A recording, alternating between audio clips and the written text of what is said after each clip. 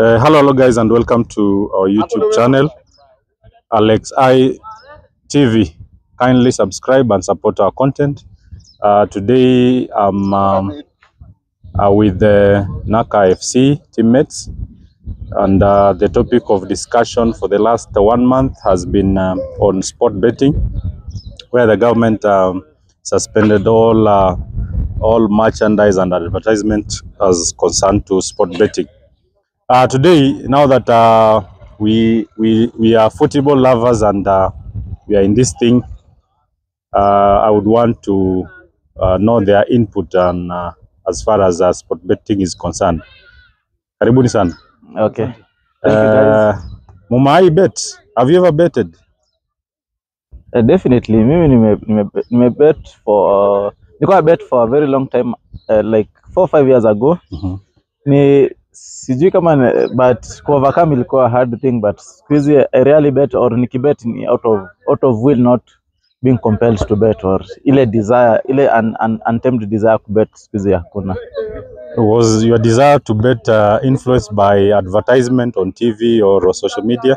It was through friends. Ukisikia best yako ameshinda such and such, au hata hiyo peer pressure, like, but that, maybe when I started betting 2016 2017 was, I think it was peak betting around Kenya, so nilikuwa na feel it was through friends, kusikia friends wameshinda or something like that, na it can compel to bet. But right now I think I'm in control of things. So in mostly it was peer influence. True. For me, I'd say for me it was peer influence.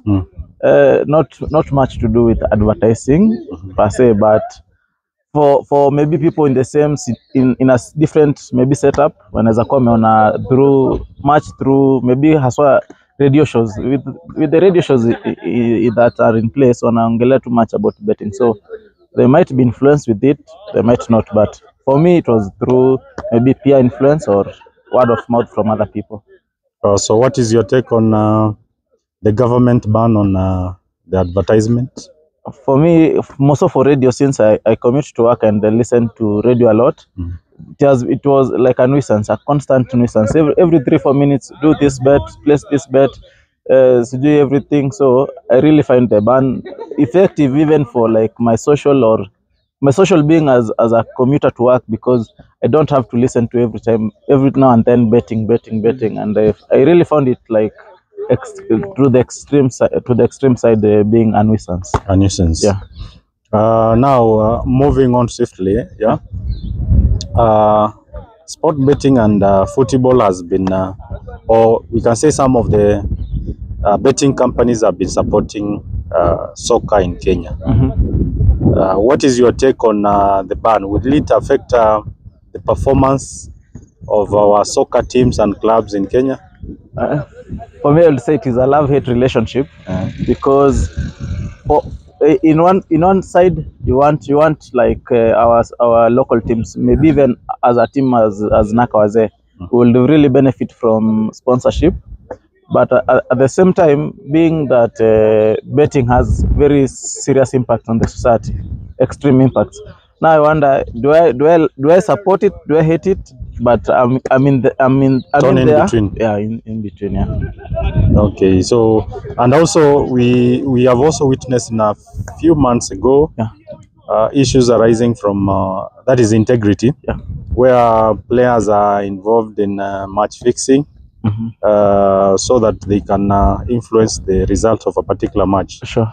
What would you say about it?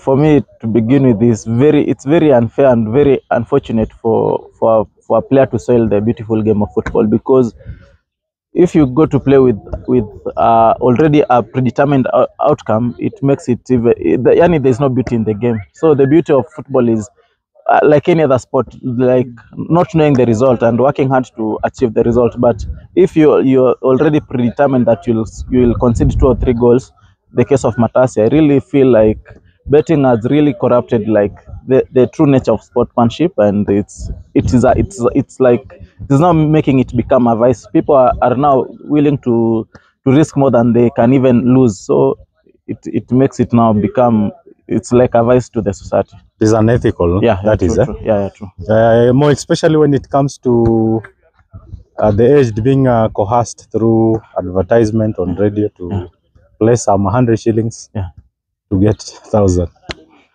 Thank you very much for your time. Your names and your friend's name.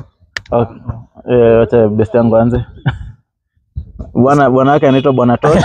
A very talented forward for Nakawaze, and Simon Kimote, I still a forward in Nakawaze, and the team manager of the team as well.